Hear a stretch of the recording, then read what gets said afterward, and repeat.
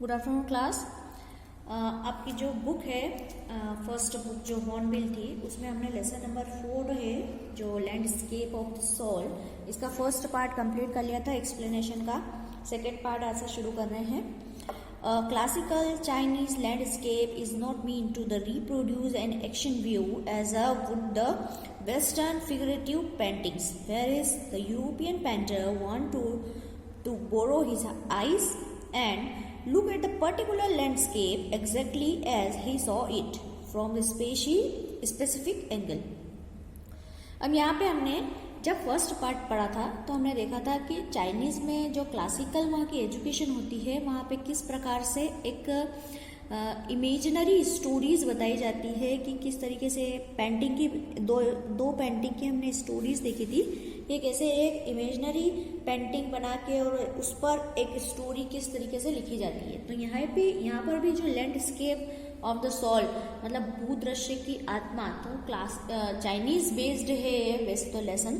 तो इसमें बताया गया है कि जो क्लासिकल चाइनीज लैंडस्केप होते हैं जहाँ पे जो पुराने जो भूदृश्य है जो चाइनीज के, उनका मतलब ये नहीं होता कि जो वेस्टर्न की पेंटिंग होती है उस तरीके से ये रहता है। मतलब चाइनीज अगर आपने देखा है तो वो भूदृश्य है तो वो वास्तविक भूदृश्य है। वहाँ के जो यूरोपियन जो पेंटर होते हैं, यूरोपियन पेंटर का ऐसा मानना रहता है कि आप हमारी आंखें उधार लो और उससे वही दिखाता है वो जैसा कि जो पेंटर दिखाना चाहता है। मतलब सामने वाला दर्शक है वो वही चीज देखेगा जो पेंटर दिखाना चाहता है। परंतु जो चाइनीज पेंटर जो होते हैं वो इतनी बारीकी से और इतनी अच्छी पेंटिंग बनाते हैं। जैसे हमने लास्ट में देखा था कि एक कहानी बताई गई थी जिसमें वू डाउजी नाम का एक पेंटर था और उसने राजा के लिए एक पेंटिंग बनाई थी और किस तरीके से केव थी उसके अंदर वो चला जाता है। तो काफ़ी इमेजिनरी पेंटिंग थी और दर्शक जो है उस पेंटिंग को देख के अलग अलग तरीके से सोच सकता है। मतलब काफ़ी डीप पेंटिंग जो है वो बनाई जाती है। तो इसमें बताया गया है कि चाइनीज पेंटिंग जो है वो यूरोपियन पेंटर द्वारा बनाई गई पेंटिंग नहीं है। यूरोपियन पेंटर जो है अपनी आंखें उधार देते हैं दर्शकों को और वही चीज दर्शक देखता है जो पेंटर उसे दिखाना चाहता है। A Chinese painter does not choose a single view point. Chinese painter जो होता है वो कभी भी एक अकेला व्यू पॉइंट नहीं लेता, वो पूरी पेंटिंग को अलग अलग तरीके से बनाता है और हर दर्शक जो है वो अपने हिसाब से अपने दृष्टिकोण से सोचता है। His landscape not a real one, you can enter it from any point then travel in it। उसका जो लैंडस्केप का दृश्य होता है, भूदृश्य जो होता है, जो पेंटिंग बनाता है वो कभी भी रियल नहीं होता है ना, वास्तविक नहीं होता। वो जो है वो बिल्कुल हमेशा इमेजिनरी रहेगा और आप उसमें कहीं से भी इंटर हो सकते हैं, किसी भी पॉइंट से हो सकते हैं, उसमें यात्रा भी कर सकते हैं। The artist create a path for your eyes to travel up and down. Artist जो है, पेंटर जो है, आपकी आंखों को यात्रा करने के लिए उसने ऊपर और नीचे जो है ट्रेवल पाथ भी दिया हुआ है।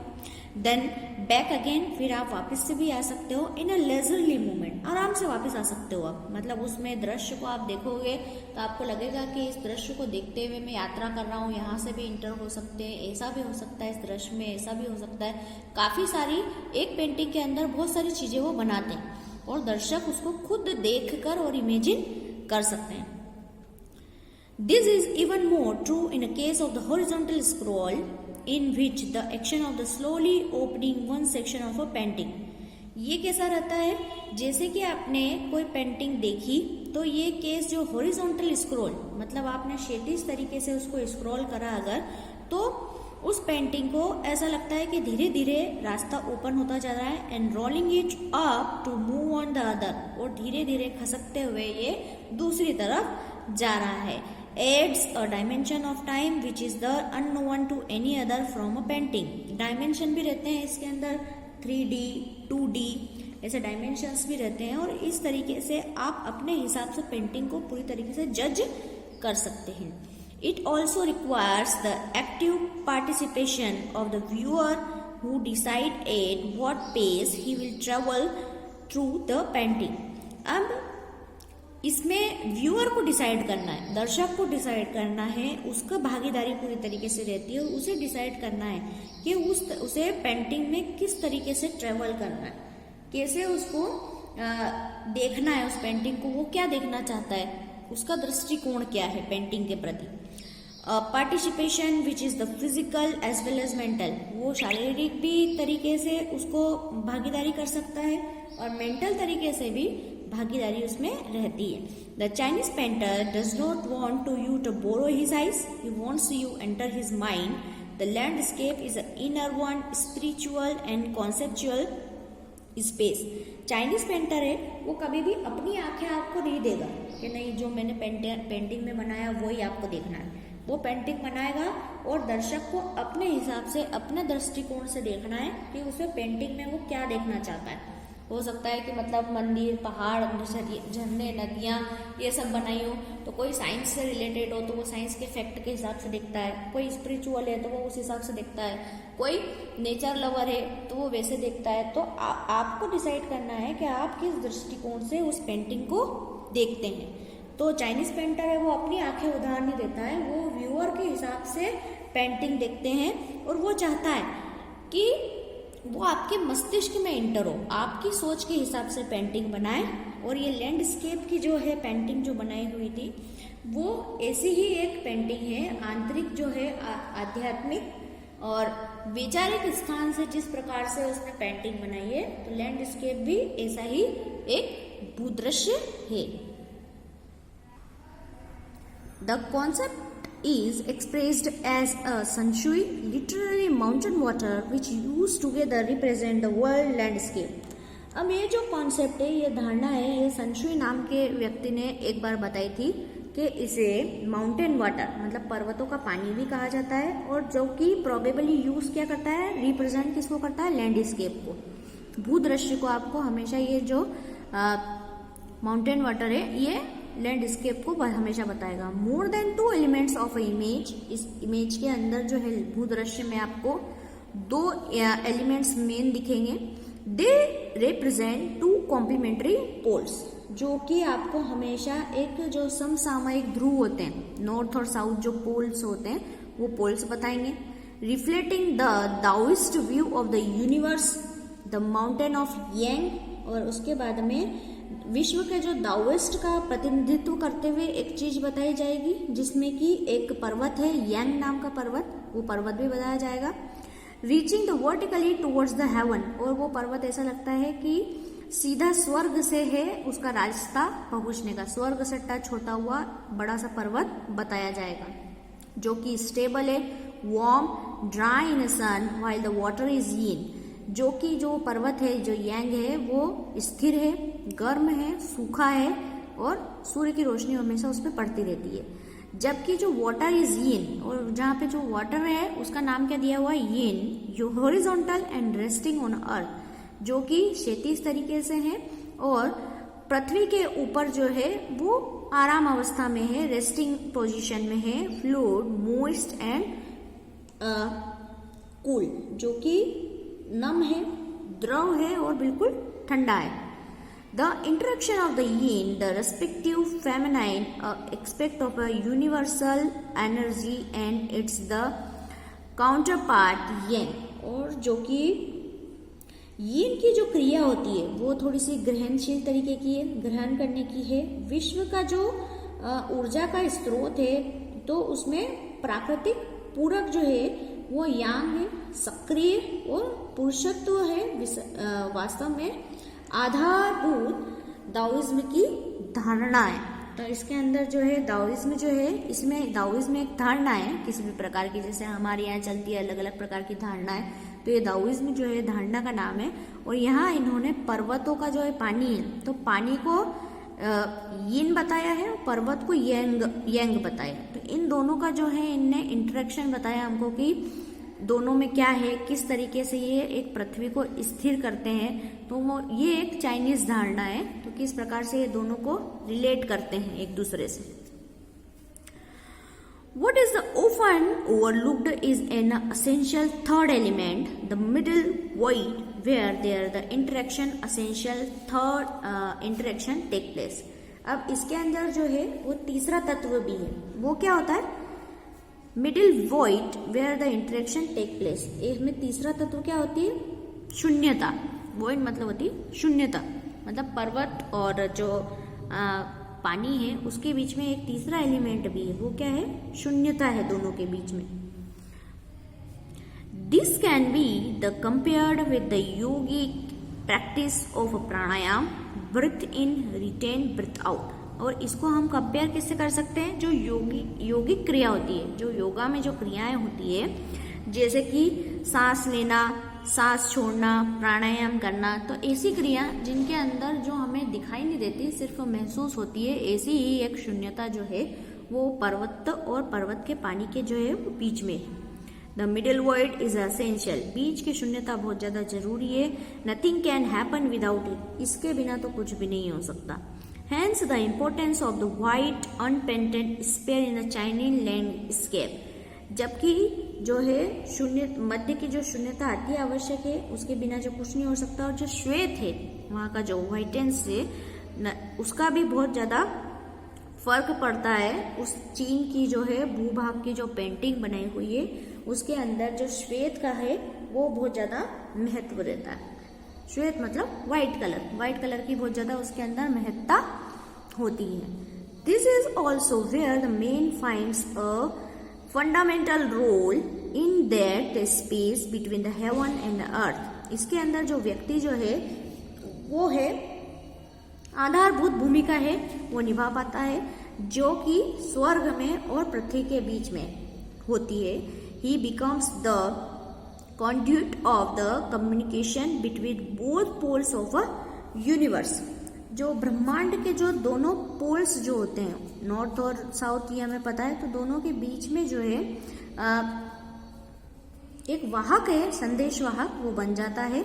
His presence is essential, उसकी जो उपस्थिति है वो ज्यादा बहुत आवश्यक होती है। Even if it's only suggested, भले ही वो एक सुझाव के तौर पर ही हो। Far from being lost or oppressed by the lofty peak, he is in a Francois Chang's wonderful expression, the eyes of a landscape, जो कि एक संवाद के रूप में है। और जो ये स्थिति है उसकी वो बहुत ज़्यादा असेंशियल है, बहुत ज़्यादा जरूरी है, भले ही वो सुझाव के रूप में हो।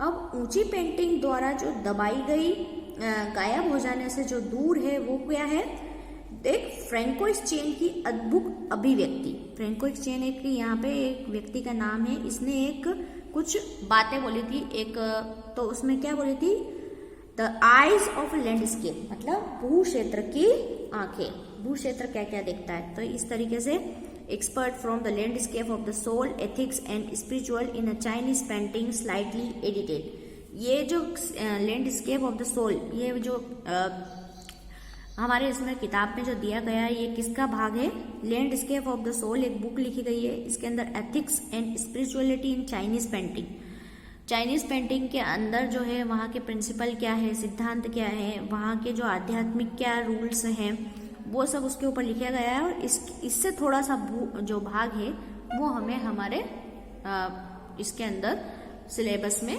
दिया गया है। ठीक है, अब स्टोरी तो कंप्लीट हो गई है, लेकिन इसके अंदर एक छोटा सा भाग और दे रखा है, getting inside outsider art.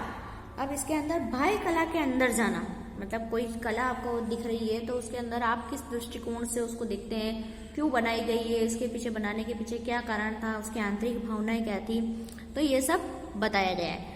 When French painter gene Duffier mooted the concept of the art brut in the 1940s, the art of untrained visionary was the minor interest। ठीक है, जब फ्रांसीसी पेंटर जो थे जीन बुफलेट, इन्होंने 1940 के दशक में जो है कला का फीकी मदिरा, ये नाम की इन्होंने जो है ये आर्ट ब्रूट जो है इसका नाम है कि कला की फीकी मदिरा, ठीक है, जो इन्होंने बनाई थी। और उसकी जो गोष्ठी करी थी, एक थोड़ी सी मीटिंग टाइप की थी, तो उस टाइम पे क्या हुआ, एक बहुत अपरीक्षित जो है एक ड्रीम देखा उन्होंने और उसके अंदर बहुत कम दिलचस्पी की उन्होंने बात करी। From its the almost well beginnings outsider art, और इसके ऊपर जो है बाह्य कला जो होती है, outsider art has gradually become the fastest growing area of interest of a contemporary art internationally. उन्होंने क्या बताया कि जो बाह्य कला जो होती है, बाहरी कला जो होती है, वो लगभग छुपी होती है, स्टार्टिंग में तो मतलब छुपी होती है, और धीरे धीरे अंतरराष्ट्रीय स्तर पर जो है कला का तीव्र विकास होने वाला जो ये क्षेत्र ये बन चुका है। बाह्य कला जो है आजकल देखी जाने लगी है, पहले तो नहीं देखी जाती थी, लेकिन अब जो है वो देखी जाने लगी है। This genre is described as art of those who have the no right to be the artist as they have the received no formal training. अब इसके अंदर इस शैली का वर्णन किया है उन लोगों की कला के रूप में बताया जाता है जिन्हें कोई अधिकार नहीं था, इन्होंने कोई औपचारिक शिक्षण भी नहीं लिया था, फिर भी ये कला की प्रतिभा को दर्शाते हैं, है ना। मतलब ये जो बाह्य कला जो बताते हैं, जो आर्टिस्ट रहते हैं, वो कोई ट्रेनिंग नहीं लेते हैं। हमारे यहाँ पे जैसे मूर्ति कला होती है, तो मूर्ति कला वाले जो होते हैं, मूर्तिकार जो होते हैं, वो कोई स्पेशली ऐसी कोई प्रोफेशनल ट्रेनिंग नहीं रहते हैं, अपना कोई गुरु बनाते हैं, उनसे सीखते हैं, तो धीरे धीरे सीखते जाते हैं और परफेक्ट होते जाते हैं। तो ऐसा आर्टिस्ट जो होता है वो उन्होंने कोई किसी भी प्रकार का कोई परीक्षण नहीं लेते हैं, वो अपनी कला को जो है, अपनी प्रतिभा को जो है, वो अपने कार्य के माध्यम से परफेक्ट बनाते हैं। Their works are a stimulating contrast to be the lot of a mainstream offering. और उनका जो है, फिर भी उनकी जो कला जो है, उनकी जो कार्य है, वो मुख्य धारा के कार्य को प्रोत्साहित करने वाला जो है विरोधाभास होता है।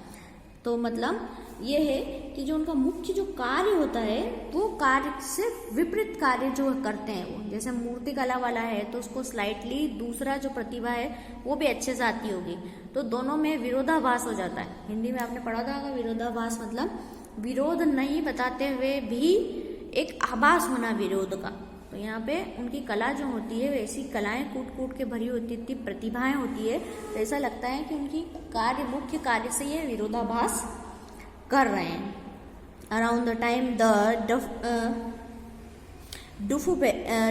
Dubuffet was the propounding his concert in India, and the untutored genius was the creating the paradise. Year ago, the little patch of a jungle that he began to the clearing to make himself a garden sculpted with a stone and recycled material is known to the world today as the Rock Garden at Chandigarh. यहाँ पे जो डफालेप थे, उन्होंने अपनी धारणा को प्रतिपादित किया और भारत में एक कॉन्सर्ट किया। एक यहाँ पे आए थे, ये फ्रांसीसी थे, लेकिन भारत में इन्होंने एक कॉन्सर्ट किया और उन्होंने उस कॉन्सर्ट का नाम दिया, टाइटल क्या दिया कि एक बिना पढ़े प्रतिभाशाली जो है व्यक्ति जो है वो स्वर्ग बना रहे हैं। बिना पढ़े लिखे व्यक्ति, अनपढ़ व्यक्ति, कोई बिना ट्रेनिंग के स्वर्ग का निर्माण कर रहे हैं। तो वर्षों पहले जो जंगल का छोटा सा बाग था, उन्होंने उसको साफ करवाया। वहाँ पे एक बगीचा जो है, वहाँ पत्थर तराश कर करके और रिसाइकल पदार्थों से चंडीगढ़ में रॉक गार्डन बनाया गया। आज भी हमारे यहाँ पे देश में है रॉक गार्डन, जो कि बहुत ज़्यादा प्रसिद्ध है। ये यहाँ पे आपने पिक्चर देखी होगी, आपकी बुक में दिखी हुई है। Rock garden sculpture made of the broken bangles by the Nekchand. टूटी हुई चूड़ियों से जो है इन्होंने रॉक गार्डन का निर्माण किया है और इस तरीके से जो है ये नेकचंद द्वारा जो किया गया है, टूटी टूटी चूड़ियों से और मूर्तिकला का इन्होंने निर्माण किया है। जो पत्थर रॉक गार्डन जो है चंडीगढ़ में, वहाँ का आपकी बुक के ऊपर भी ये पिक्चर दे रखा है, ठीक है। इन 80-year-old creator director Nek Chand is now held is India's biggest contributor to the outside art। 80 साल के जो है क्रिएटर है, वो डायरेक्टर है नेकचंद जो है, नेकचंद जिन्होंने ये रॉक गार्डन में, अभी अपन ने देखा कि इन्होंने चूड़ियों से किस प्रकार से रॉक गार्डन में पत्थर की मूर्तियों के ऊपर टूटी हुई चूड़ियाँ लगा लगा के डेकोरेशन किया है। तो इन्होंने जो है इस बाह्य कला के ऊपर बहुत ज़्यादा इनका कॉन्ट्रीब्यूशन रहा है। The 15th issue spring 2005 of raw vision, a UK based magazine, pioneer in outsider art publication. और जो रॉ विजन पत्रिका के 50वें अंक में 2005 की जो बसंत ऋतु के इस टाइम पे ये छपी है पत्रिका, जो कि यूके में प्रकाशित होने वाली पत्रिका है, जो features Nick Chand and his The Rock Garden Scriptures Woman by a Waterfall on his anniversary issues cover। जिन्होंने कला प्रकाशन की जो प्रथम पत्रिका है उनके मुख्य पृष्ठ पर नेक चंद जी का उनके रॉक गार्डन की मूर्ति वुमन बाय द वाटरफॉल, ये वुमन बाय द वाटरफॉल जो है उनकी एक कृति है, तो इसको इन्होंने मुख्य पृष्ठ पर उनके छापा, जो उनका वार्षिक पत्रिका का जो मुख्य पृष्ठ है, मतलब जो इंडिया का जो है, इन्होंने जो नेक चंद जी जो है, जो भाई कला के लिए बहुत ज़्यादा क्रिएटर है, वो डायरेक्टर है, उनकी एक जो कृति थी वो अमेरिका की एक बहुत प्रसिद्ध पत्रिका थी रॉ विजन, उसके मुख्य पृष्ठ पे उनकी जो कृति है वो छपी है। The notion of art brut and the raw art was the work that were in their raw state as the regard as cultural and artistic influences anything and everything from tin to the sink to the broken down car could be the material for a work or art, something Nick Chand has taken the dizzying heights। अब इसके अंदर जो फीकी कला या कच्ची कला जिसे हम कह सकते हैं, ये एक कलाओं के नाम है, ठीक है, फीकी कला या कच्ची कला। तो इनके अवधारणा पे जो कार्य किया गया था, जो सांस्कृतिक और कलापूर्ण के हिसाब से बहुत ज़्यादा प्राइमरी स्टेज पे था, मतलब इतना ज़्यादा पहले रिसाइकलिंग करना और उससे कोई नई चीज़ बनाना इतना ज़्यादा पहले नहीं था प्रचलन में, परंतु जब से इन्हें नेक चंद जी ने रॉ गार्डन में काम किया, तब से ये चीज़ बहुत ज़्यादा काम आने लगी, लोगों को पसंद आने लगी ये चीज़ें कि इनसे ये क्रिएटिविटी भी की जा सकती है। मतलब हम भी हमारे घर में कोई चीज़ वेस्टेज निकलती तो हम उसे किसी चीज़ को यूज़ में लेके हम फिर से उसे यूज़ कर लेते हैं, जैसे कोई टीन के डब्बे हैं या फिर सिंक है या टूटी हुई कार है या ऐसा कुछ भी है, तो उसको अलग तरीके से आप नेट पे भी देखोगे या यूट्यूब पे आपको बहुत सारे वीडियोस मिल जाते हैं जिसपे चीज़ों को रिसाइकल करके और काफ़ी कुछ जैसे बहुत सारे कैफे डिज़ाइन होते हैं, है ना, लोहे के ड्रम रहते हैं, टायर्स रहते हैं, इनको रिसाइकल कर करके और डेकोरेशन की चीज़ों में काम लिया जाता है। तो ऐसा नेक चंद जी ने भी क्या किया था कि हर एक चीज़, जैसे कोई टीन के डब्बे हैं, सिंक है, टूटी हुई कार जो है वो बिल्कुल आर्ट के हिसाब से उन्होंने काम में ली थी। Recognizing his art as outstanding testimony of the difference a single man can make when he leaves his dream. और उन्होंने ऐसी चीज़ें बनाई जो बहुत चौंकाने वाली थी और ऐसी चीज़ों के कारण ही उन्होंने ऊंचाई पर पहुंचा दिया उन्होंने, और अपनी कला को एक अद्भुत प्रमाण दिया बदलाव का। मतलब ऐसा व्यक्ति पहले कोई सोच भी नहीं सकता था कि टूटी फूटी चीज़ों से क्या हो सकता है, परंतु ऐसा बदलाव लाया नेक चंद कि वो एक अकेला व्यक्ति कैसे एक नया बदलाव ला सकता है और अपने ड्रीम्स को वो जीता है, ये उन्होंने बताया था।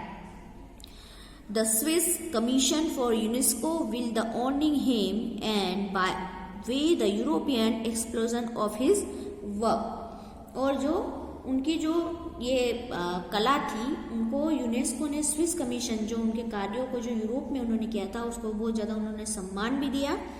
And the 5-month interactive show The Realm of Nick Chand beginning October will be the held of a leading museum in Switzerland, Belgium, France and Italy.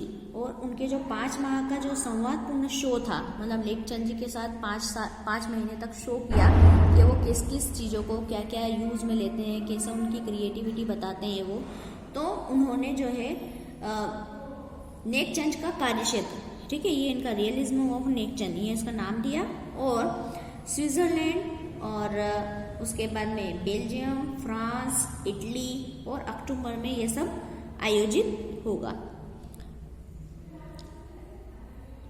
The biggest reward to the walking through to the garden and seeing people enjoy my creation, neck Chand says। और नेक चंद जी ने क्या बोला कि मेरे लिए सबसे बड़ा इनाम तो क्या होगा कि मेरे बगीचे में लोगों द्वारा मेरे सृजन का आनंद लेना, कोई भी चीज़ इंजॉय करना, ये बहुत ज़्यादा नेक चंद जी बोलते हैं कि मेरी चीज़, अगर मैंने कोई चीज़ बनाई है, कोई क्रिएट की है, तो लोग जो है वो मेरी चीज़ों का आनंद ले, उसको बहुत ज़्यादा एंजॉय करें, यही मेरे लिए सबसे बड़ा जो है अच्छा रिवॉर्ड रहेगा, मेरे लिए पुरस्कार रहेगा। और ये जो गेटिंग इनसाइड आउटसाइडर आर्ट, ये जो ब्लॉग लिखा है, ये लिखा है वृंदा सूरी ने, हिंदुस्तान टाइम्स में लिखा था इन्होंने 28 अगस्त 2005 में। ठीक है, तो आपको लेसन में तो इतना ज़्यादा कुछ खास नहीं है, लेकिन ये जो ब्लॉग है इसके अंदर नीलचंद जी है, वो क्या काम करते हैं, भाई कला किस तरीके से है, ठीक, तो ये सब आपको याद रखना है। ओके, रॉक गार्डन कहाँ है, किसके द्वारा निर्माण किया गया है इनका, और किस लिए वो प्रसिद्ध है, चाइनीज पेंटिंग कैसी होती है, तो ये सब चीज़ें आपको ध्यान रखनी है। ठीक, इसमें वीडियो में अगर कोई आपको डाउट है तो आप पूछ सकते हैं। क्वेश्चन आंसर्स मैं आपको अभी PDF के फॉर्म में सेंड कर रही हूँ, जो कि आपको आपकी फेयर कॉपी में नोट डाउन करना है। Okay, thank you.